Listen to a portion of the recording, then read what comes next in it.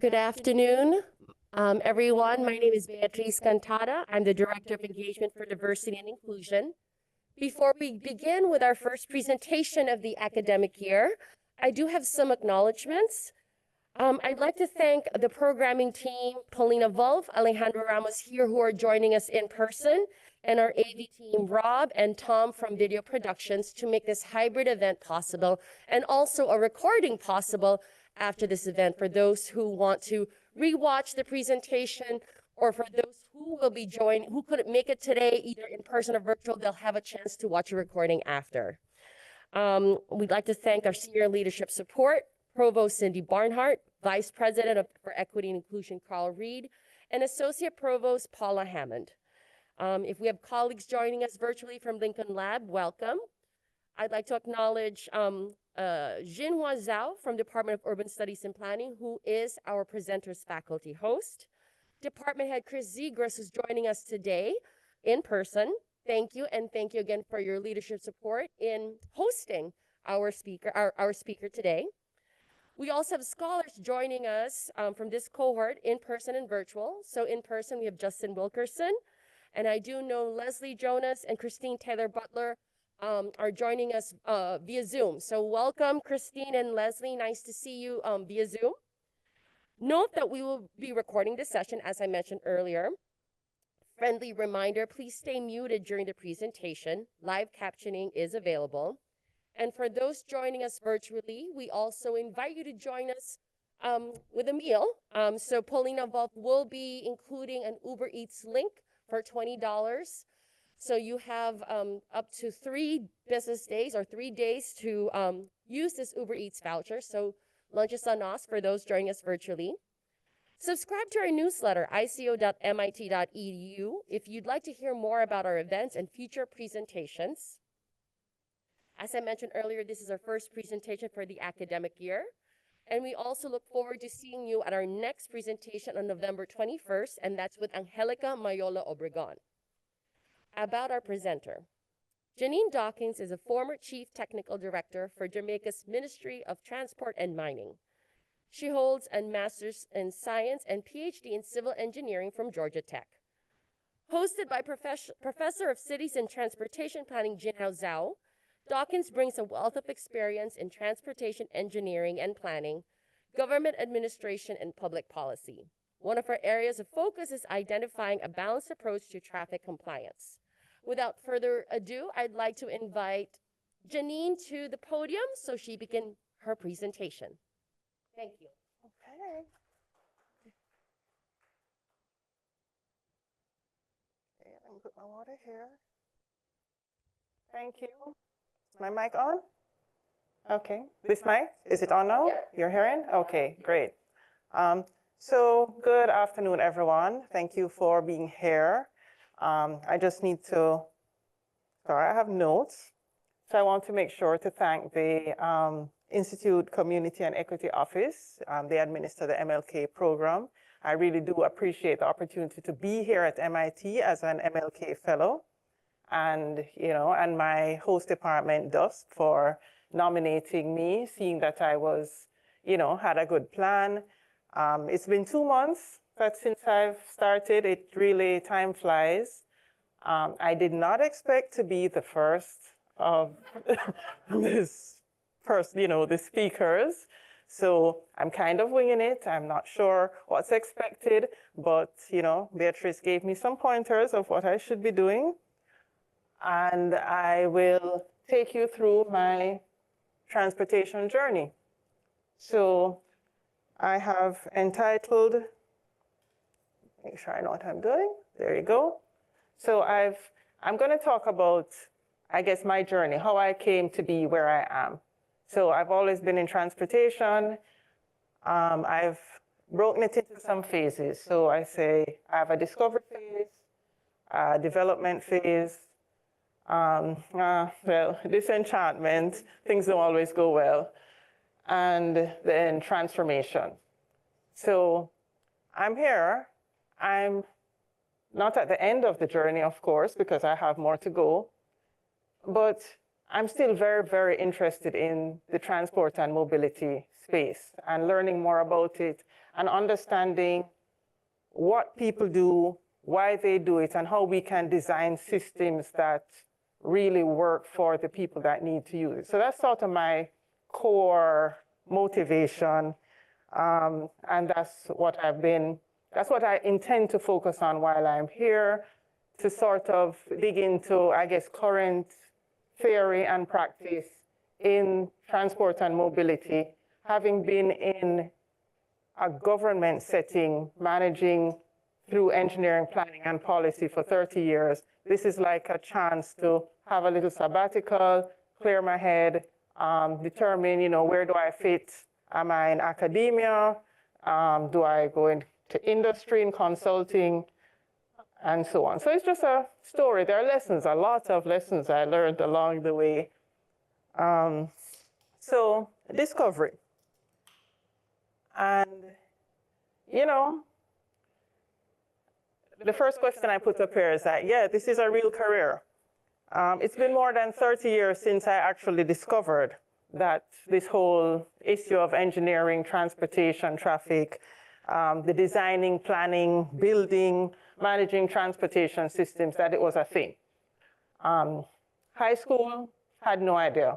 It's not a mainstream career, especially not in Jamaica, which is where I'm from. So I almost want to say I tripped and fell, ended up in engineering because I was a physicist. I was a science student, loved science. I wanted to do physics and chemistry and more physics. I had no clue about engineering, even just engineering as a career. All girls school, science students were funneled into medicine. A kind of outlier, maybe that's what I've been doing, the stay in your lane. Yes, I feel as though I've done a lot of the living on the edge, things that look a little unorthodox.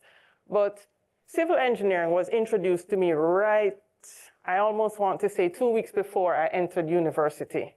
I didn't know much about it. I was preparing to go and do physics. People say, what are you going to do with that? Well, I don't know. I didn't know. And then somebody suggested, because I actually got funding, why don't I consider engineering? And I looked and said, hey, civil engineering, they build things. Yeah, I like to build things. I think I can do that. And I ended up in civil engineering. And in year 2, when they introduced alternatives and I did transportation engineering, I'm going to tell you that just grabbed my interest. I found it fascinating, the whole idea of planning, managing systems, movement, and I specialized in transport. University of the West Indies, St. Augustine, they did something for me then that I don't think they would do now. I was the only student who specialized in transport. So in that final year course, that specialization course, it was one student with the professor. So it was just me and him. I think that now, if they don't have like at least 4 who want to do that specialization, they would not run the course. It wouldn't be worth it, but they did. So I am thankful that I was able to do that. These are things that, I don't know, in universities, maybe, you have these systems that are set up and we have dollar signs and how much it's worth and so on. But a little decision like that can change the trajectory for a student. So I ended up in traffic engineering, studied that, joined the ministry as a traffic engineer, junior engineer. And this is where, well, no, I lie. Let me go back. Right, let me go back because the development started sooner. So traffic engineering, the safe and efficient movement of people, goods, and services. All right, that's a nice little succinct description. And it's a very noble objective. It sounds very simple. It's something that we think should be readily, easily achievable. But to actually develop a plan that really addresses the concerns of all of the different people trying to get from A to B is way, way more complex than it seems. So people complain, why is there congestion? Why doesn't this road work better? Why don't they just do? Traffic engineering involves a whole lot more than that. And I learned as I went along. I joined the traffic engineering branch in the ministry, the only young engineer to join the ministry in, I think, 5 years, because none of the engineers graduating wanted to go into government. I wanted to do transportation, and it was the only place. So I ended up there as the only engineer to suck up all of the knowledge, all of the different areas. So I got exposure to roadway geometry. I got to do supervision of on-site construction. We're doing issues of development and planning. I did hydraulic design. I did studies in planning. I had to deal with traffic operations because I was the only one. Again, I think, it's when I look back on the journey, things that may have seemed to be not ideal, let's say, because I would have complained that I had all of this work, right? There was nobody else to do it. I would have felt like I was doing 3 jobs because it was this one junior engineer. But turns out it was a blessing in disguise because I was able to broaden my scope, to broaden my horizon, to apply all of this knowledge as I went along to all of the different things that arose, and to be able to progressively and very quickly take on additional responsibility. And should you stay in your lane? So I was young, female, in a male-oriented discipline, trying to make change because I didn't think I was just there to do the routine. And stay in your lane, yeah, that's really, it's excellent advice. That's what I say. It really is. It's excellent advice, but it depends on where you are. So if you're in a shared space where deviance from the rules can have serious consequences, can be fatal, then yes, stay in your lane. You don't want to be in and out of your lane when you're driving on a highway because you can create a lot of confusion and a lot of problems. But personally, I think stay in your lane can be terrible advice.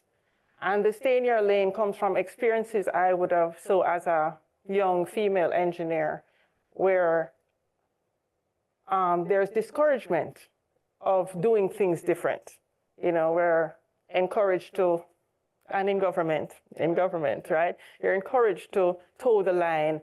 This is how we have always done things. Don't do anything different. And so, unfortunately, deciding whether to stay in your lane is really a judgment of the circumstance. And it's something I think we all do all the time. You have to decide, is this a situation in which you need to, stick within the rules, do what everybody is doing, not create any disruption, or, as I've put, whether you color within the lines or if you splash the paint all around the room. So I think I have many examples of, I can think of many times when I would have not stayed in my lane. But as I went along, this is just very brief. So went off and did further studies because I love this traffic engineering area. So I went off to Georgia Tech. That's when I got the master's and the PhD. Something that I learned, and it's been reinforced in what I've been looking at now in terms of looking at traffic systems, transportation systems, and behavior. And I'm going to read what I wrote. Engineering training does a bad job of equipping practitioners to make planning and policy decisions in transportation. So engineers are taught to apply the standards.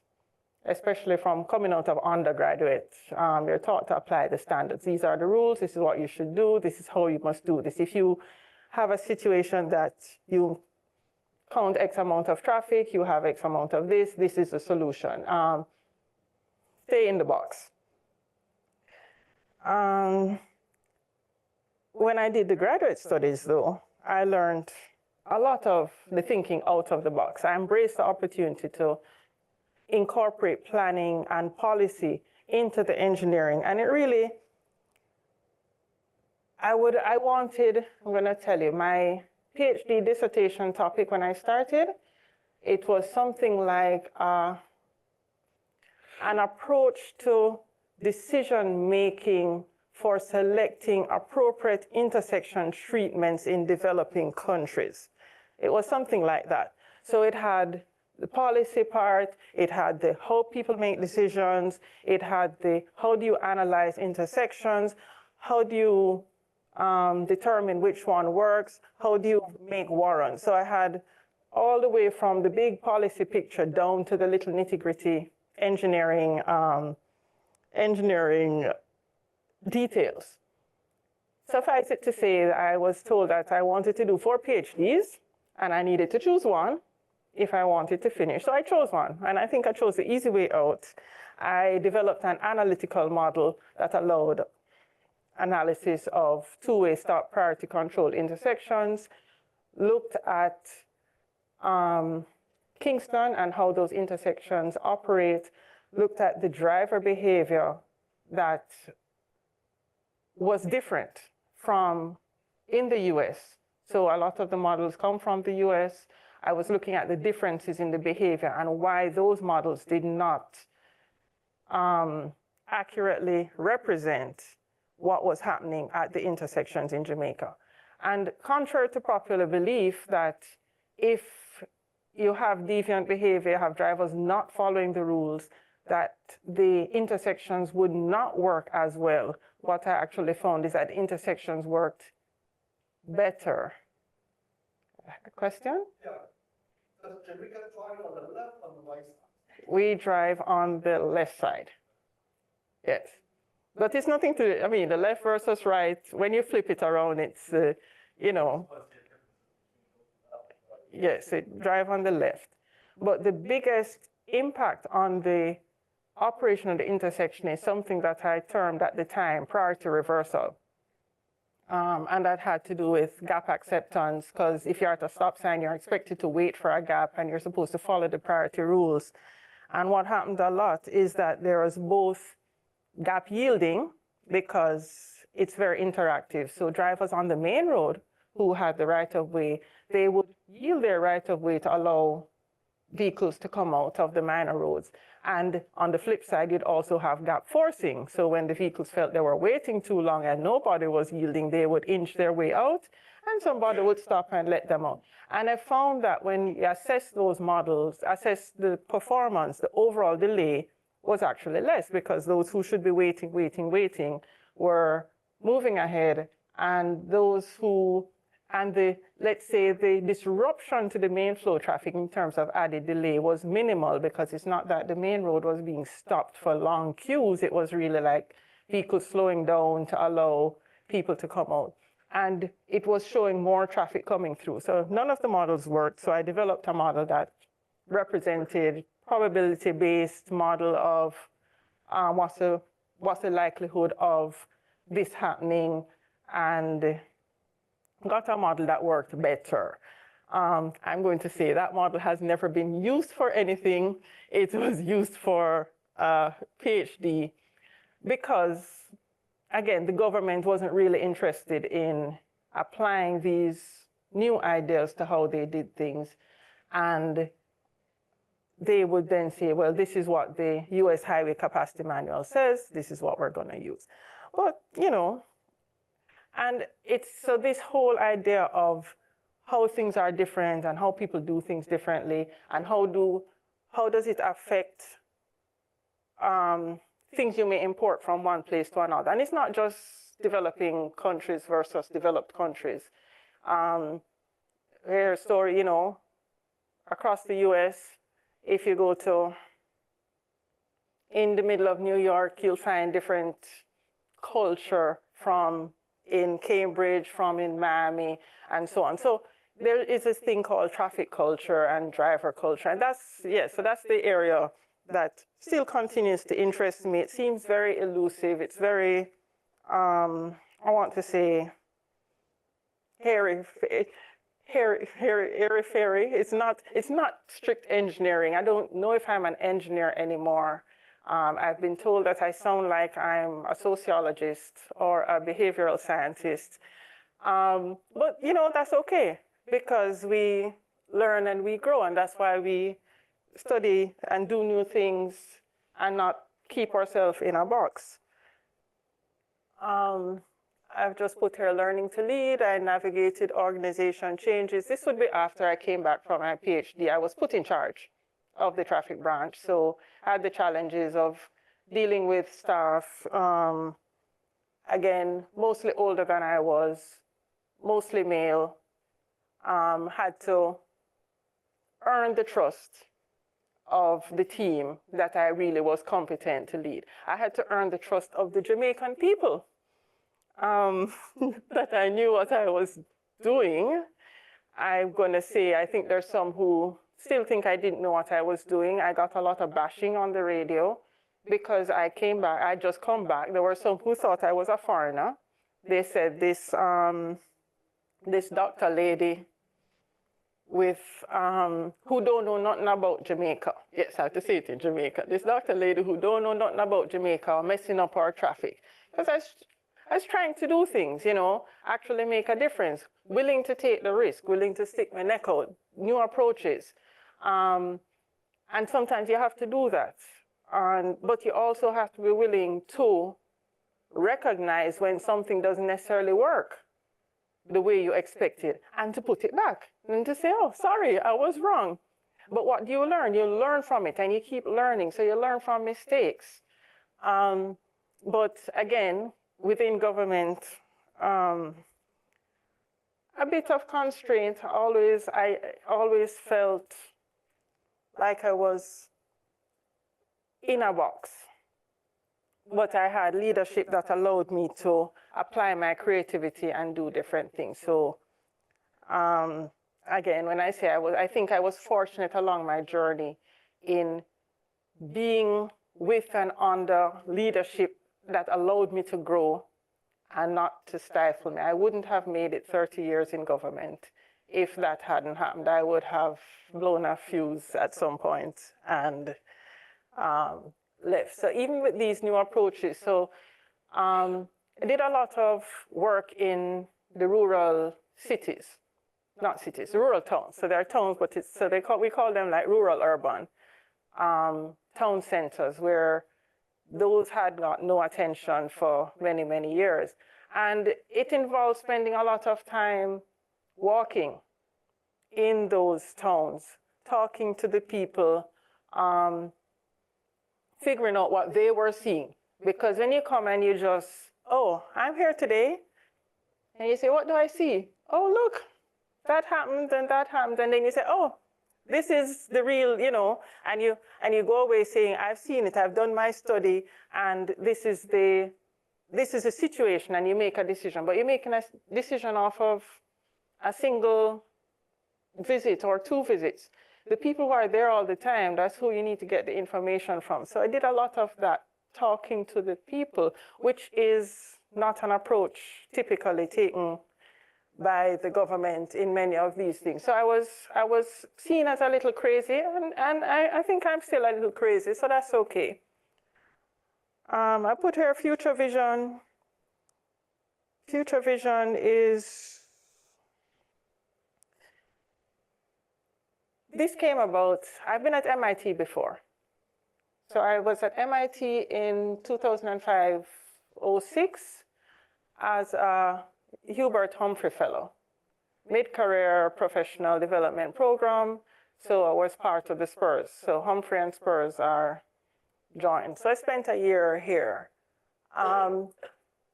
This would have come, I think, right in a time where where you start to say, okay, I've been doing this, I'm doing this for years. What do I do next? So the break to do the Humphrey was very refreshing. I was here at MIT. I love the environment, the learning space, the, I want to say openness to new ideas, you know, allows exploration. So I spent a whole year. My vision when I left was that Jamaica needed a transportation institute, right? Where the issues in Jamaica and the Caribbean could be studied within the Caribbean so we could understand our transportation and our issues. That was 2006. We're now in 2024. Jamaica still does not have any such transport institute, but there's still time, there's still hope. Because, of course, when I went back with all of these ideas, the response was, I almost want to say, Herbert is shaking his head, like, no, we're not interested. We've been here, we've been doing it like this for as long as we've been doing it, and so why would we want any change? So this idea of the Institute has sat with me for, nearly 20 years, because I went back and the box, I call it the box was the same size. So you go off when exposed to new experiences, the experiences change you. And you see things differently and you want to do things differently. But yes, when you return to where you were, the people who were there, who didn't have any different experiences, they're not different. You're now the one who's different, trying to bring your vision to them. And, well, let's see, not always receptive. But, and then see, the next thing that came was a promotion. So at this point, when I went off on the Humphrey, I was in charge of planning. I had moved out of engineering into planning, and I had been leading a multidisciplinary team with economists and environmental persons, planners, statisticians, a wider range, which should have equipped us to really look at transportation. And then I got a promotion, and that promotion pushed me up. So remember, so I started engineering and then to planning. The promotion pushed me up into policy. So that was, again, yes, that was definitely a new experience, a learning experience, because,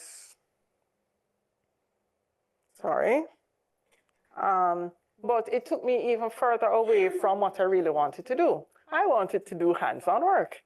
I wanted to go out and walk. I wanted to sit. I like to sit on the street corner. I would sit here and watch traffic go by and count cars and try to figure out how do you do this. So that's what I really, really like to do. So with each step up, which in a career is a positive, in a way, for me, while I could do the work, it was less and less the work that I would have wanted to do. And this happens a lot. It happens to people a lot. And you don't want to refuse the work because you want the promotion and you want the bigger pay. And you want to not look as though you don't want to grow. But yeah, that's really how I felt. And I felt, I'd even said it when my boss had asked me about this promotion. I did say to him, you know, that this isn't what I want to do. And, you know, he was like, well, but you can do it. And who else is going to do it? So that was kind of what happened, you know. So it ended up being like, okay, so you're the person. I remember I'm going back to when I said I started and I was the only one who sucked up all of this knowledge. And, you know, it ended up being, it's a strange kind of a trap. It's one that looks, you know, it's very positive, and yes, you are seen as somebody who's a future leader and so on and so forth. But it carried its own challenges in terms of deciding whether that was really what I wanted to do. Was I making the contribution to the transportation sector in Jamaica that I wanted to make through these promotions? They say, oh, well, you go up higher, you're more senior, you can impact things more, you can influence policy, you can actually make things happen.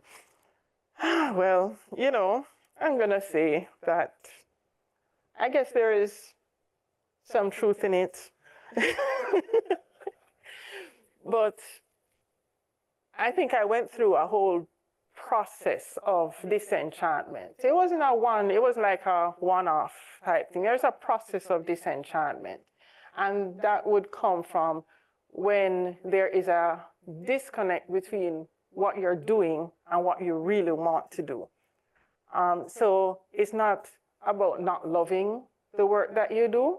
You still like the work, but there's other work over there that you'd rather be doing. And it feels that for me, for a good time, it felt like, this work, which was a lot of paper pushing. My daughter said, Mommy, what do you do?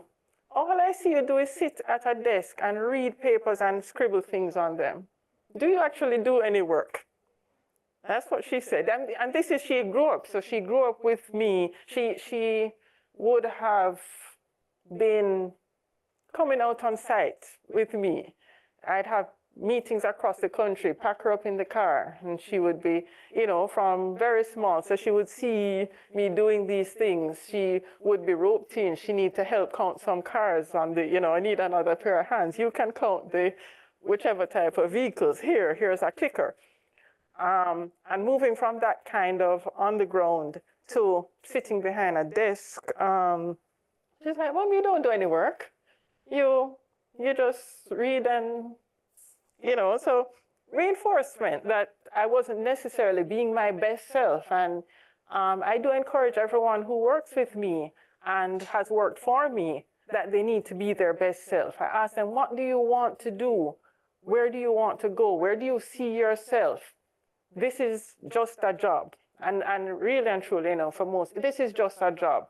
But what do you want to do and how are you going to get there? So I'm encouraging people and I'm stuck. But yes, the disenchantment. Do we ever really know what motivates other people? We might think that everyone has good intentions and they're honorable and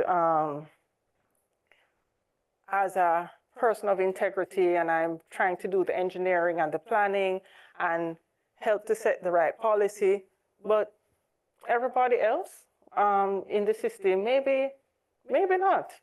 So, and the more senior you are, the more you can see, what do you call it? See through the veil, where you realize that there's a lot of other things going on. The reasons that are presented to the public are not necessarily the reasons behind why things happen.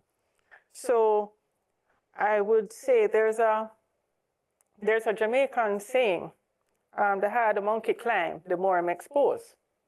So as the monkey goes, you can look and you can look up underneath and see what the monkey is exposing. You start to reveal the truth. So with this greater understanding of the inner working and this growing discomfort with leadership and how the decisions are made, and remember, I still want to be doing engineering, right? I still want to be doing more technical on-the-ground stuff, but I'm in the policy room, I'm assisting with legislative decisions, I'm giving advice, I'm in meetings with the Prime Minister, and when I open my mouth, I feel as though maybe I shouldn't have said what I said, but I speak as a technocrat. And so, and as we're going through new leadership and different administrations, these issues, I'd say, they become more and more apparent. And I don't know if a square peg can get more and more square in the round hole. But Yeah, it's a progression, a progressive disenchantment. And I don't know, I wouldn't say I've never been told that it affected the quality of my work. I think what it affected was my mental state, you know, so you can do the work, but, you know, always feeling that I could be doing something else because of this, all right? There is a dissonance between technocracy and politics. And I say that was a big issue. And was that the time for me? Should I have been staying in my lane? And I kept feeling that I shouldn't. I kept speaking out. I kept saying things that were not necessarily what was what the political agenda might have wanted, because I needed to be true to myself as a technocrat. And so there were conflicts. But conflict is not an issue. It's not a problem. It's good to have conflict. So I'm going to say I somewhere in there I determined, you know, things have to change. So there's transformation is necessary. I started working on an exit strategy because, and I'd advise anybody who, if you feel stuck or whatever, then, you know, don't necessarily, I mean, there are some who say, boy, I'm just tired of this. And they resign and storm out. But an exit strategy is a good thing to have. It helps you to have a plan, you know where you're going. Upskilling. The skills that you have can be transferred, they can be scaled, they can be adapted, and you can say, what else would I be doing? What else could you be doing? Gain new knowledge. In this upskilling, I went and did a LLB, a Bachelor of Laws, all right? Because dealing with legislation and seeing that there was a great, I almost want to say there was a disconnect between the legal team and the engineering team, because the engineers speak engineering speak, the politicians speak politics speak, and the legal people are over here speaking legal speak, and then you're expected to create legislation that applies to engineering matters, traffic operations and transport systems, but the legal people are writing something totally different because they don't understand what's on the ground, and the engineers over here, and they don't understand why the legal people don't speak English. So I did the LLB. I wanted to understand the legal aspects better so that I could make a contribution. And at that time, I was contemplating, you know, dispute resolution is a interesting area, and we have projects, things like conciliation. So I was preparing. I call it upskilling, and I think yes, I know many people who are in this phase of what to do next, and you need to prepare yourself for a trajectory shift.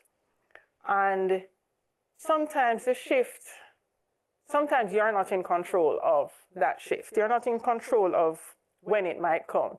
But if you do have an exit strategy and you start working on yourself because you know you're not necessarily the happiest, then when a shift comes, you know that you're prepared to do something else. And so I would say, I'm at this is the start this year, 2024, the new beginning. A lot of changes, I mean, personally and professionally, no longer in government, launched a consulting business in transportation. And in the midst of doing that, got accepted to come to do the MLK, to be the MLK Visiting Scholar. And so we're here, I am here, and this is now. I feel like this is the end of yes, I feel that's the end of that. So the new beginnings. This is a space to rediscover and to chart a new direction. And as I said when I started, that I'm still very interested in transportation. So that's why this I call a new beginning. So it's the end of a phase of a career, but it is an opportunity to really move in new directions. The importance of talking to people, building networks, understanding what is really happening. These are lessons that are valuable to anyone and can be taken into any direction.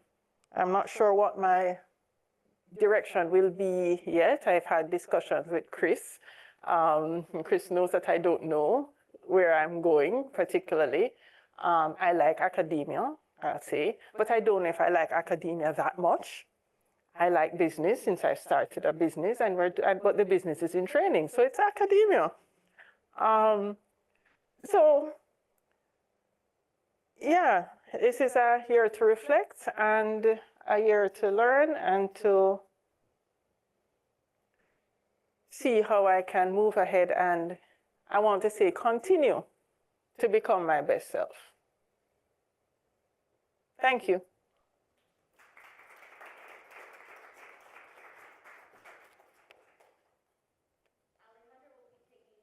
Questions? She has the mic, so please raise your hand and she'll come to you. Thank you. Hello, I'm Donna Sturtson, and I work in CSAIL here at MIT, and I'm also from the Caribbean, and I know Jamaica very well. So I was wondering how difficult it was to try to like deal with the roundabouts and the traffic and making change, and was that easy to do? I didn't know if you did like travel, like how the traveling went in terms of like congestion. I know it happens a lot in Jamaica, so I was wondering if you dealt with that in terms of traffic patterns and things of that nature and making change. Okay, so the earliest part of my career, when I was in the traffic engineering branch and when I was a chief traffic engineer, yes, I had responsibility for all of that. All of the traffic island-wide was mine. It was my fault. Because the chief traffic engineer is expected to fix traffic. And so while you expect traffic, but congestion is bad. So people don't want traffic congestion, but they want traffic because they want to, they create the traffic. We create our own traffic. We are traveling and we create the traffic, but we don't want anybody else in the traffic because then we have congestion. And so, yeah, there were quite a few initiatives that I had to deal with. And I want to say that none of them were easy because people don't like change. So we want better and we want different, but we don't want change. We want to be able to do everything we wanted to do. So yes, I was involved in a lot of projects, small projects, things like going into a community and closing certain streets to lessen the impact on a community, involvement in road widening projects, and trying to figure out how those road widening projects impacted the businesses and residents along the corridor to try to make sure they maintained access. Sitting in, I'm going to have to talk about her.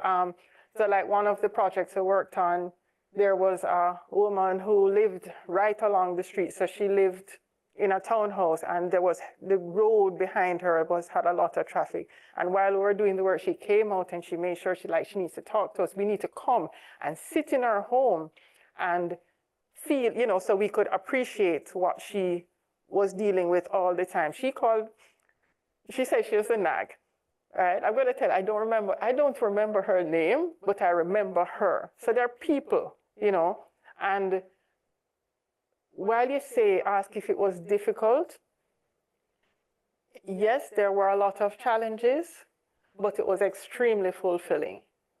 And the most fulfilling part came from not looking at the traffic running more smoothly, but from the people who you would speak to who say, yes, this was done well. Yes, this was we appreciate this. Even the ones who say, oh, that was total foolishness. And I said, well, you have to try something to know if it works.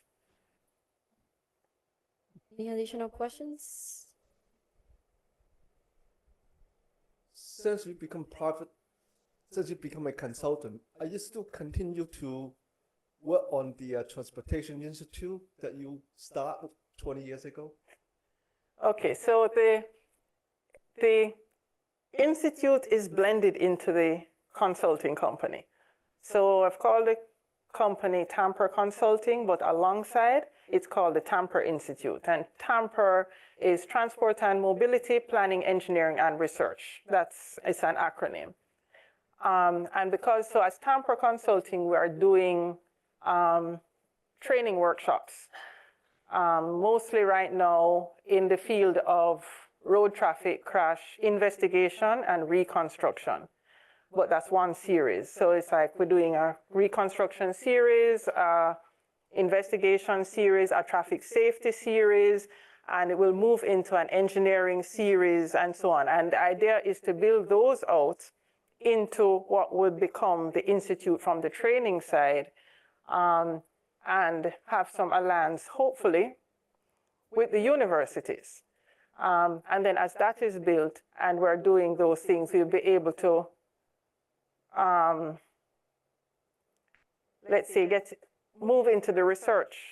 So the research can't be the first part. I don't have any, we need money for research, and we need people to give us grant money to do research and so on. So the workshop and the training would be like the bread and butter to then support the movement into the institute, which would hopefully partner with the University of the West Indies, University of Technology, the Caribbean Maritime University, because none of the universities at this time, have the capacity, the number of students to really support a full transportation program.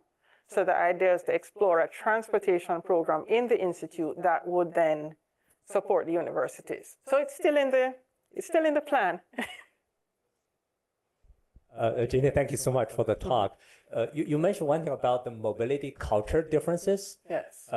Previously we talked, you noted even in Cambridge and Boston, you noted the difference there. Can you give us an example where you see a major contrast between either US or Jamaica, and as a consequence, a particular technology or policy may work well here, but wouldn't work in Jamaica, or the other way around? Okay, so let's pick on Cambridge. So 20 years ago, Mass Ave didn't look the way it did. They didn't have any bicycle lanes. It was a wide 4-lane street. And so when I came back, I'm surprised, I'm like, I see that there has been the transition. Chris lent me a lovely book, Street Fights, which talked about the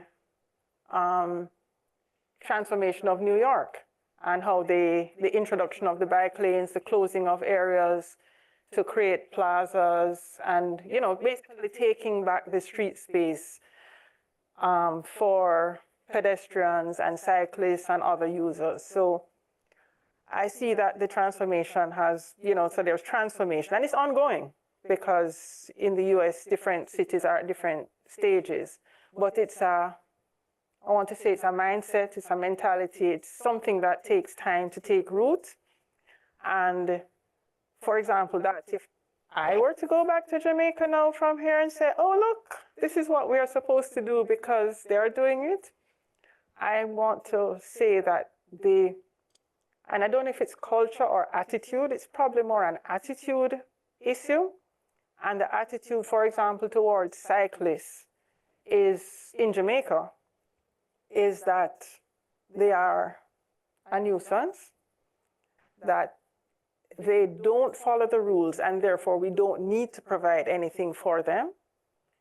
And pedestrians are only slightly less, I don't know if it's less or more. Pedestrians, similarly, when you talk about we need better facilities for pedestrians, but the pedestrians don't do what they should do. There's a push, they cross the road where they please. They say, but we don't provide the facilities.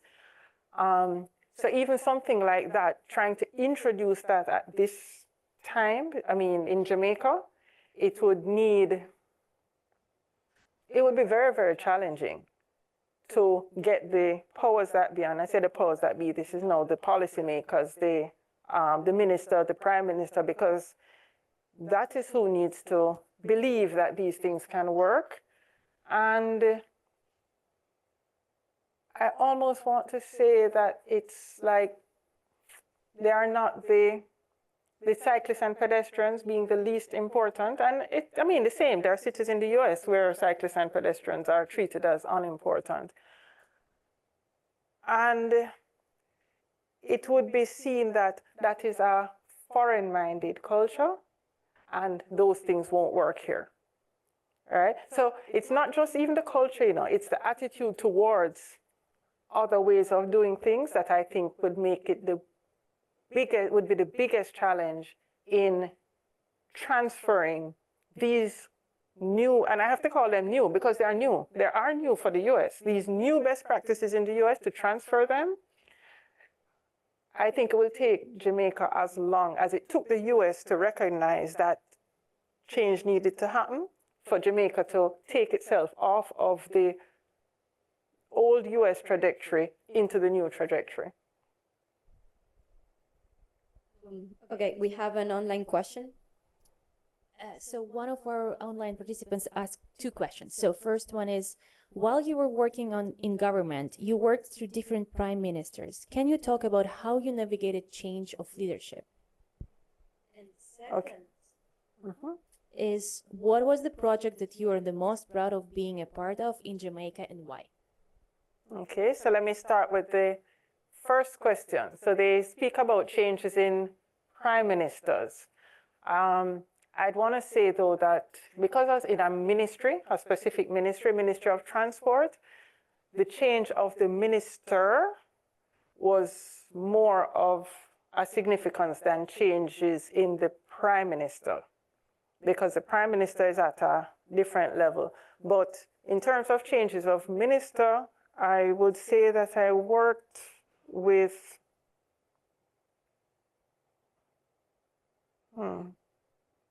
probably 8 different ministers. And as I said, because of course, as I progressed, I was working more closely with ministers in, let's say, the last 10 years. And in those last 10 years, it would have been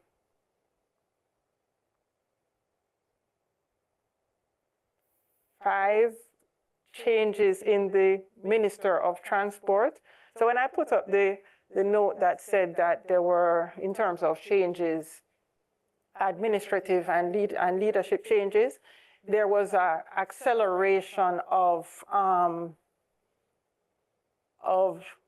shorter and shorter stints by the minister. So when you have a minister who's with you for 4 years, that minister, you have a chance to understand their policies, to actually get their programs going. When you're changing minister every 1.5 years or 2 years, it's almost like you get stuck in a stop and start. So it was very, very difficult to actually move any of the projects through, because each time there was a change of minister, it's almost like you have to start over and explain where we were, what we were doing. Do you still agree? Minister, do you agree that this is the way we want to go? So it was very disruptive, but, you know, I'd say that every one of the minister and prime minister, they all brought something to the process. So they all had, you know, whatever their background was, they brought something to the process. So I'd say personally, I learned from everybody. So even though I think that there was some disruption to the work each time there was a change, each time I had to work with a new minister, there was something to learn. And the second one, what project am I most proud of and why? Which project would that be? You know, I think that that project would be a very simple one, and it would probably be the Manor Park, Constant Spring temporary traffic solution. So, I mean, there was a narrow corridor with heavy traffic morning and evening, and lots of disruptions with plazas. And they called me the no right turn, because we drive on the left. the no right turn lady. So sometimes, yes, I have to cut off turns, but you create and make people go around. And we put in a temporary solution in that corridor as well as in some others. Basically, making the best use of the limited resources because they didn't have money to now widen the road. The roads have since been widened, you know, so we now have the 4-lane corridors and so on. But when they didn't have those, I was working with creativity to figure out ways to make the roads work better and to accommodate what we had, even a phase where there was a reversible lane where it sent out a team to put down cones in the evening and put down cones in the morning to let a 3-lane road work as a reversible lane. Those I think are the ones I'm most proud of because those were the innovative solutions where there was very little to work with but got something done. Justin? Justin is holding the Thank you mic. for your talk and for sharing your story. You mentioned at some point a mathematical equation that you developed. So my question is, can you talk about what decisions are well informed by these types of mathematical equations and which decisions are not well informed by those? So the mathematical equation, the model that I developed for assessing the performance of 2-way and 4-way stop controlled intersections. So those are used to assess whether interventions are needed at the particular location. So if you do the model and you say, well, this is how it would work, then you can look at your traffic at a location and determine what level of delay traffic would experience on average. As I said, it was never really used widespread. It's just in a textbook. I do believe, however, I do believe that the principles that I developed were incorporated into, I think, the revised version in the US Highway Capacity Manual. But because I moved away from engineering, I really never followed up. And John, can you remind me to do that? That I need to look at the Highway Capacity Manual's current methodologies to see whether I had any contribution. Yes. Okay. Thank you, everybody.